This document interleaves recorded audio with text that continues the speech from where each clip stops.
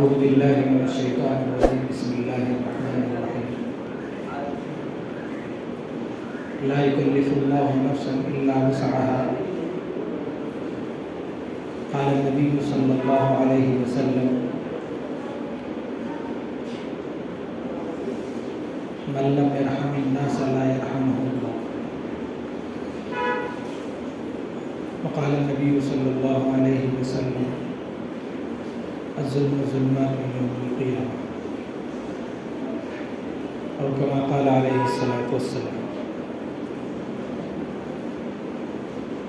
صدق الله المولانا العظيم وصدق رسوله النبي الكريم ونحن على ذلك من الشاهدين والشاكرين والحمد لله رب العالمين.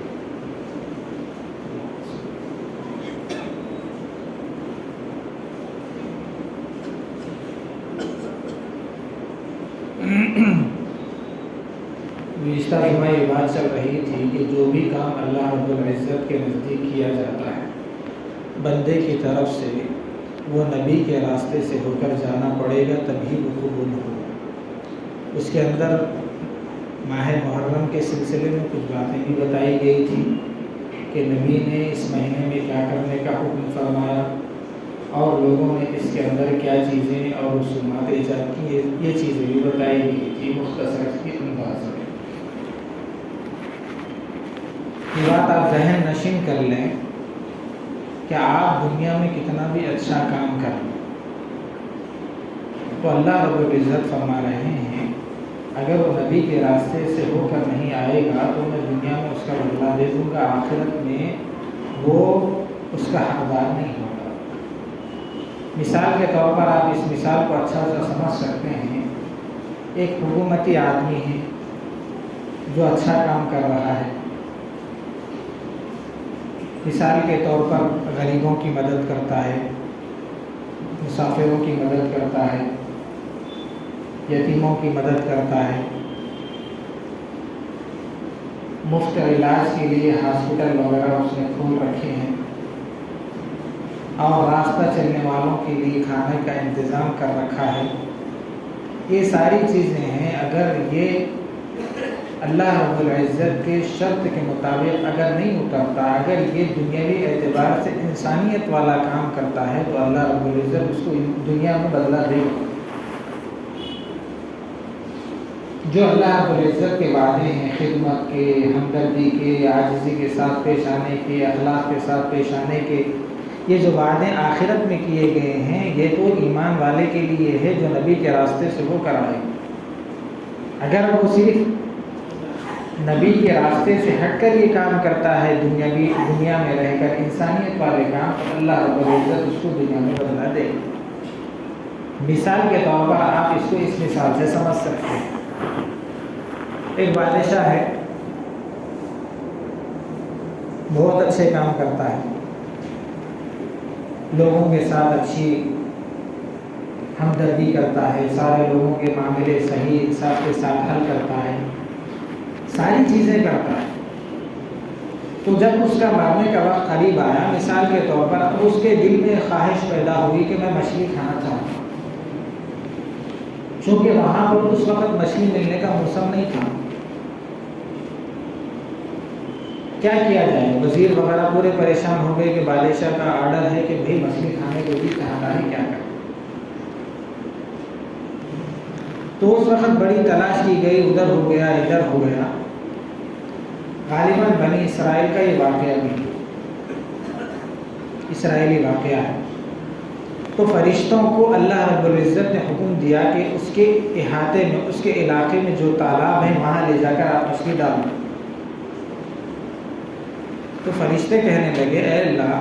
یہ اپنی جگہ ہے کہ لوگوں کے ساتھ کیا معاملات کرتا ہے، لیکن آپ تو اس کی جو خواہش ہے اس کو پوری کر رہے ہیں، حالانکہ آپ نافرمان ہیں. تو اللہ رب العزت فرما رہے ہیں جو چیزیں میں جانتا ہوں تم نہیں جانتے، لہذا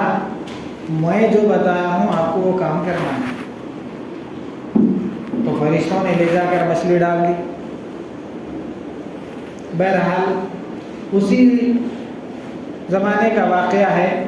کہ دوسری طرف ایک اللہ والا بڑا اسرائیلی عابد گزرا ہے. ایک کمرے میں بہت بڑا اللہ والا تسبیحات کرتا تھا، اللہ کی عبادت میں لگا ہوا رہتا تھا، ساری چیزیں تھیں. تو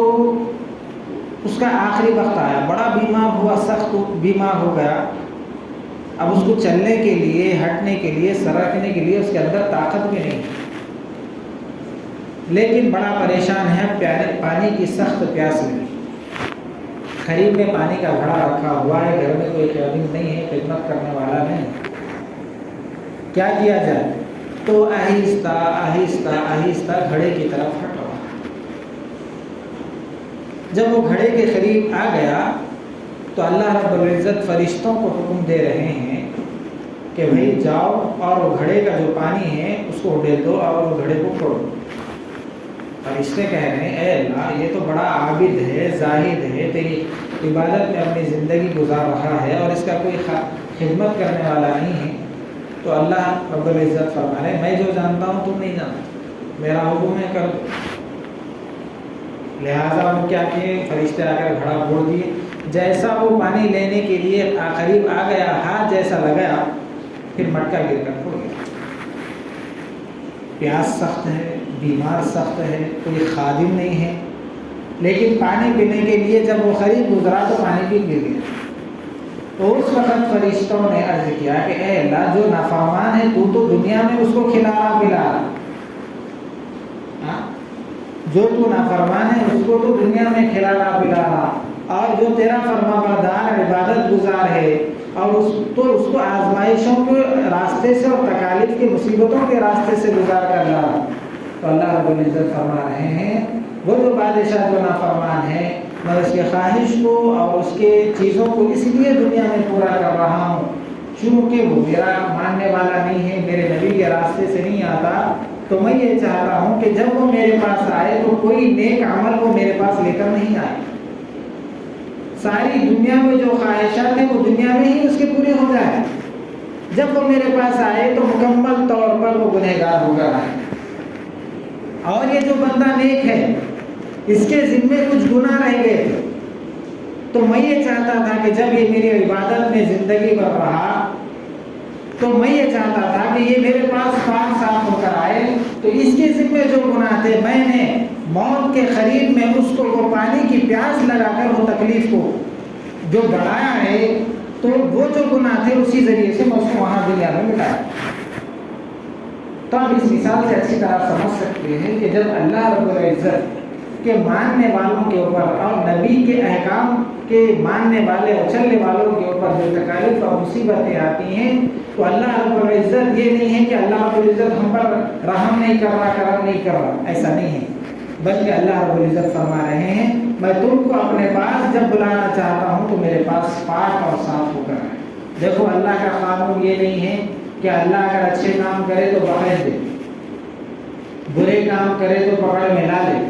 یا اللہ رب العزت کی عظمت اور جلال شان ہے کہ اس کو کوئی نہیں پوچھ سکتا. اگر وہ سارے نیک آدمیوں کو لے جا کر جہنم میں پھینک دے اس کو کوئی پوچھنے والا نہیں. سارے گنہگاروں کو پکڑ کر جنت پہ ڈال دے اس کو کوئی پوچھنے والا نہیں. وہ اللہ رب العزت کی شان ہے. بندے تو یہ کہہ دے کہ بھائی میں اللہ سے توبہ کر لیا، توبہ کرنے کے بعد اللہ ہم کو معاف کر دیتا، اللہ غفور الرحیم ہے، اس بھرم پر ہم گناہ کر رہے ہیں، ایسا نہیں. ہم اللہ کے اوپر یہ بات نہیں جتلا سکتے. ایک مثال کے طور پر دنیا میں ایک آدمی ہے، آپ اس کو ایک تھپکی پیچھے سے مار کر یا گھونسا مار کر آپ اس سے معافی چاہیں تو دنیاوی بشر اس کو معاف کرنے کے لیے تیار نہیں ہوتا، اس لیے کہ آپ نے اس کو بھول کر نہیں مارا، قصدن مارا ہے، ہونا بول کے مارا ہے، اور اس کے بعد آپ معافی چاہتے ہیں تو وہ معاف کرنے کے لیے جلدی تیار نہیں ہوگا. تو پھر آپ جان بوجھ کر گناہ کر رہے ہیں، پھر اللہ رب العزت سے توبہ کر رہے ہیں تو اللہ رب العزت سے یہ بھی امید ہے کہ بھئی اللہ رب العزت معاف کر دے گا. تو اللہ رب العزت کے قانون میں تو یہ نہیں ہے کہ اگر بندہ توبہ کرے تو میں توبہ قبول کر لوں گا، ہے، لیکن یہ چیز ہم تھوڑا سا اس زاویے سے بھی سوچ سکتے ہیں. دیکھو یہ دو چیزیں ہیں، ایک تو ہے فرائض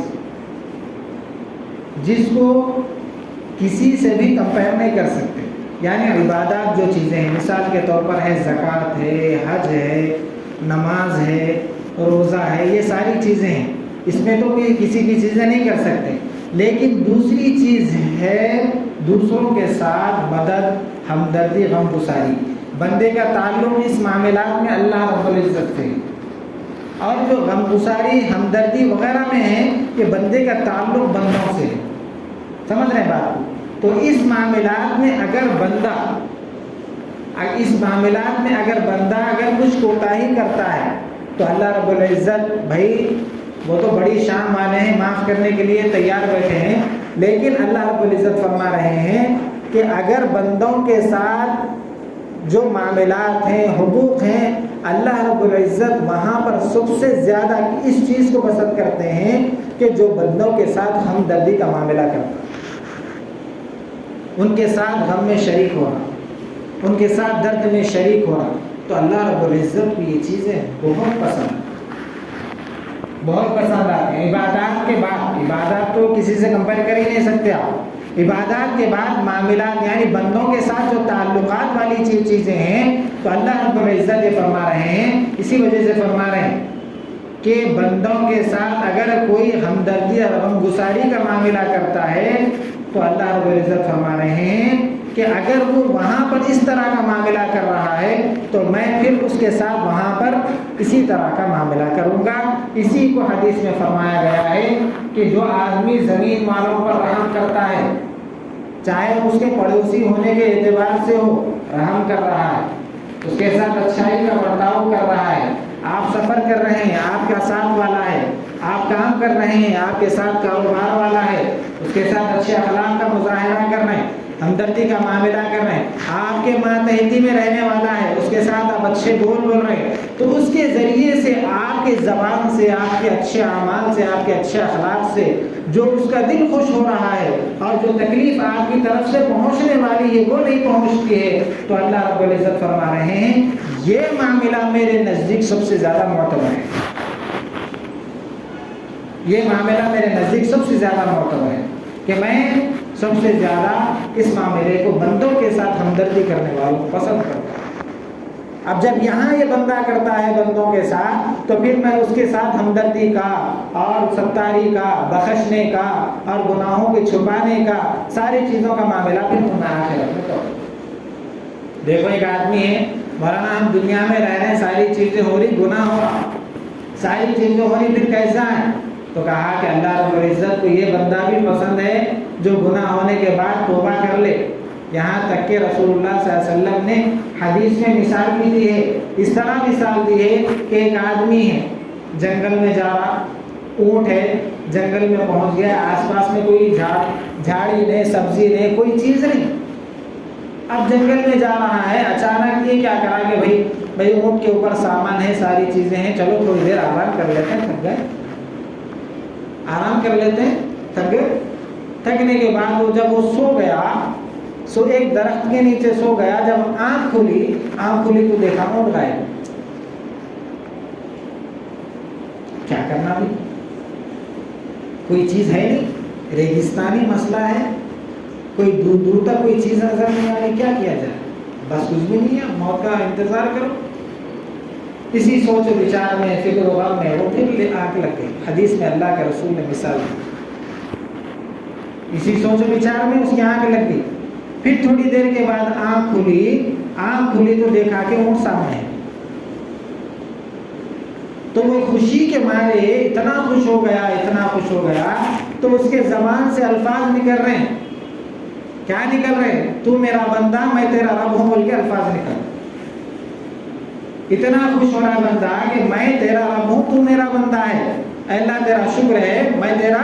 رب ہوں، تو میرا بندہ ہے، ایسے الفاظ نکل رہے ہیں۔ تو جو بندہ اس وقت اتنا خوش ہوگا تو اللہ رب العزت فرما رہے ہیں جب بندے سے گناہ ہو جاتا ہے، جب کوئی خطا ہو جاتی ہے، جب کوئی غلطی ہو جاتی ہے، اور جب کوئی اعمال میں کوتاہی ہو جاتی ہے، جب تو اللہ کے در پہ آتا ہے اور معافی مانگتا ہے، تو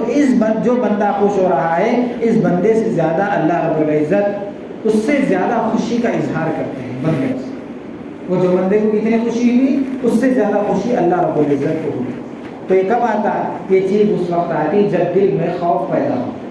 ہر چیز کے معاملے میں معاملات کر رہا ہوں، یہ صحیح ہے یا غلط ہے،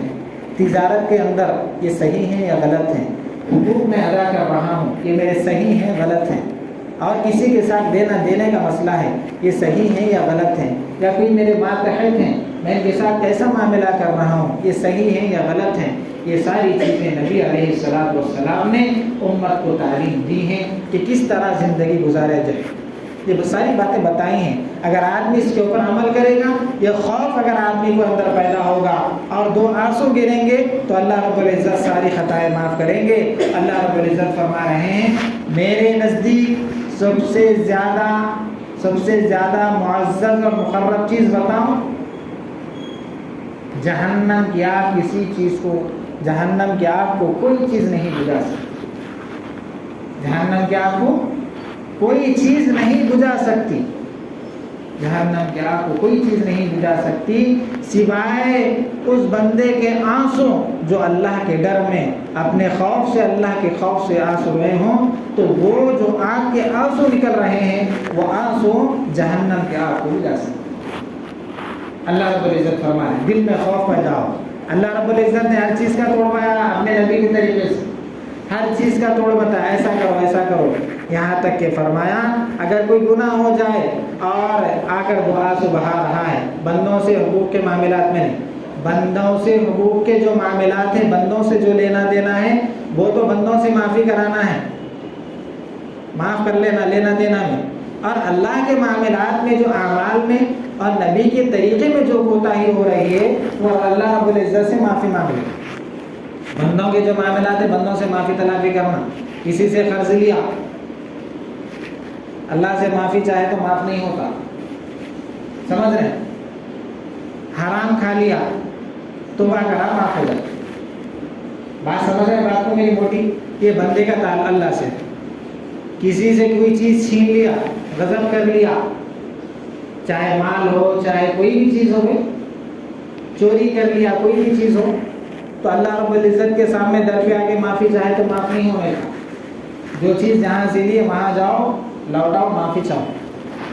تو بندوں کے جو حقوق ہیں وہ بندوں کے ساتھ ہیں، اللہ تو بڑا رحیم ہے، اسی وجہ سے ہم گناہ بھی کرنے کے واسطے بڑے جلدی ہیں،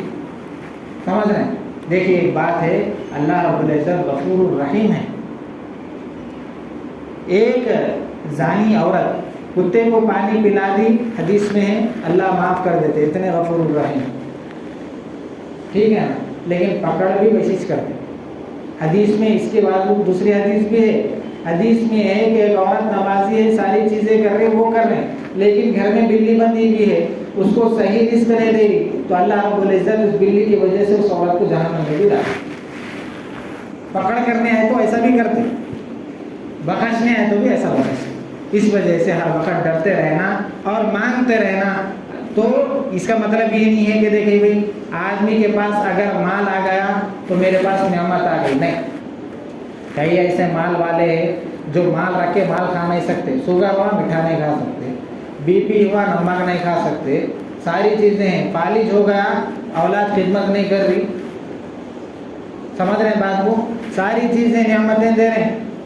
کچھ بھی نہیں ہو رہا، اس وجہ سے ہر وقت جو بھی نعمتیں مل رہی ہیں اس کا اوپر شکر ادا کرنا اور ڈرتے رہنا، اور ڈرتے رہنے سے اللہ رب العزت فرما رہے ہیں میں دنیا میں تم کو امن اور چین اور سکون کی زندگی دوں گا، آخرت میں بھی تم کو امن اور سکون سے رکھوں گا۔ 2 چیزیں ہیں، دیکھیے پھر میں بول رہا ہوں کہ 2 چیزیں ہیں، ایک تو ہے ڈرنا، مسلمانوں کے اوپر حالات آ رہے ہیں، وہ ہو رہا، یہ حکومت ایسا کر رہی، وہ سیاسی آدمی ایسا کر رہا، انہوں کر رہا انہیں کر رہا، 24 گھنٹے بیچے ہمارے لوگوں کو، فرصت کہاں سے مل رہی ہے؟ آپ کو ہمارے نوجوانوں کو فرصت کہاں سے مل رہی ہے؟ کیوں میں آپ کے ذمہ کوئی چیز ذمہ داری نہیں ہے؟ ہمارے بڑوں کی ذمہ داری میں کوئی چیز ذمہ داری نہیں ہے؟ بچوں کے حقوق نہیں ہیں، اولاد کے حقوق نہیں ہیں، بہن بھائیوں کے حقوق نہیں ہیں، ہمارے ماتحتوں کے حقوق نہیں ہیں، ہمارے خود کے جسم کے حقوق نہیں ہیں، وہی سوچ لیتے ہیں۔ اگر دین کا مٹانا ہے تو اللہ رب العزت غزوہ بدر میں مٹا دیتے تھے،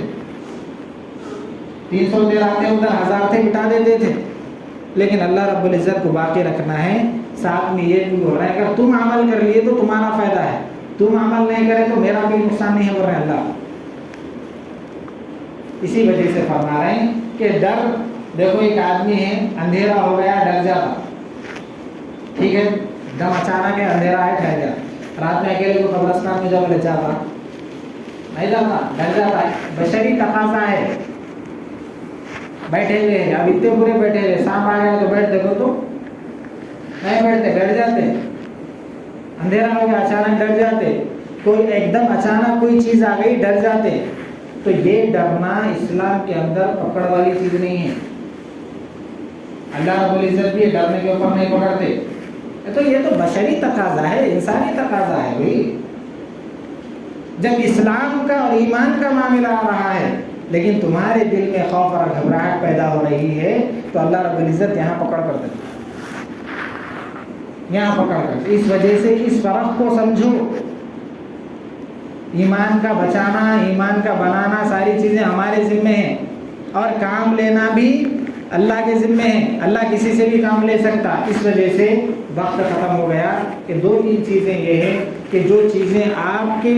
کر سکتے ہیں بندوں کے معاملات میں وہاں تک کرنا ہے، اور جن سے کوتاہی ہو گئی معافی کے لیے تیار رہنا ہے۔ اللہ رب العزت معاف کرنے کے لیے تیار ہے۔ اللہ رب العزت ہم کو سمجھ کے عمل کی توفیق نصیب